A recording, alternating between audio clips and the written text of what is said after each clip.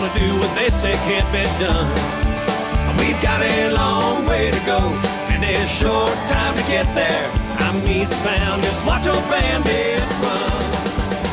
Hi guys, I'm here with Canadian country superstar Jason McCoy, who is in town today performing his up-and-coming performances at this year's Portage Potato Festival and Dauphin Country Fest. Hi Jason. How you doing? I'm good, thanks. How are you? Oh, I'm doing all right. It's my first time really spending time in Portage. It's beautiful. I love it. Awesome, yeah. So do you mind telling us a bit about these upcoming performances you have and who you're performing with? Well, I'm going to be hosting Dauphin Country Fest, third year for me. It's their 35th anniversary, so it's a big one. And it's all 90s themed. So, you know, I mean, all my favorites and everybody's favorites. Alabama, Nitty Gritty Dirt Band, Jody Messina. I'll be performing there as well.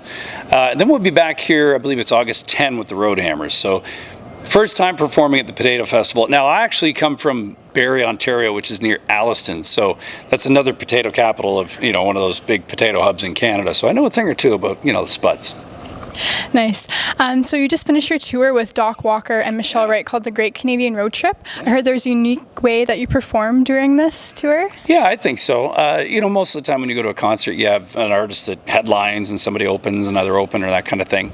And we've all been doing this for a long time. We're all friends off stage as well. And we said, well, what if we were all on stage at the same time and we played on each other's songs when everybody takes a turn, right? So, you know, Michelle kicked off the show with a song called Guitar Talk, and so we'd all play guitar and have the band join in on her songs. And then I'd play a song, and Michelle, she'd play tambourine. Actually, Michelle, we didn't know this at the time, but she started out as a drummer, so then she'd hop up on the drums the odd time, and then Chris and Dave would play on our songs. We just kind of round robin. It was, I think it's more relaxed.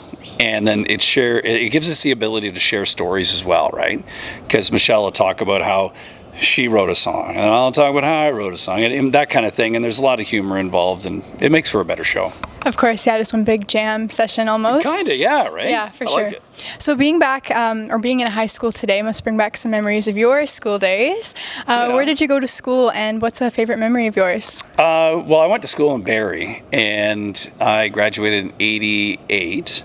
But one of my favorite memories of school was having a community in the music program. So I played trombone, which is the coolest of all instruments, by the way, at times. But we didn't have a media program, so I didn't have that community, but I had the music one. I wasn't a sports guy. I worked on cars and stuff with my dad at home, but I wasn't in the auto program and stuff like that. But music gave me that community and some friendships that I still have to this day. And I think it's really important because high school can be a confusing time at all ages, right? Music was my niche. And I really encourage kids to get into that program, to try everything. But then you find your niche and you find your community, enjoy it. Awesome. So we have a little bit trivia game if you're up to it. All right. So 3 questions and you're only allowed 1 wrong answer, but they're not too hard, so I think you'll be able to. Yes.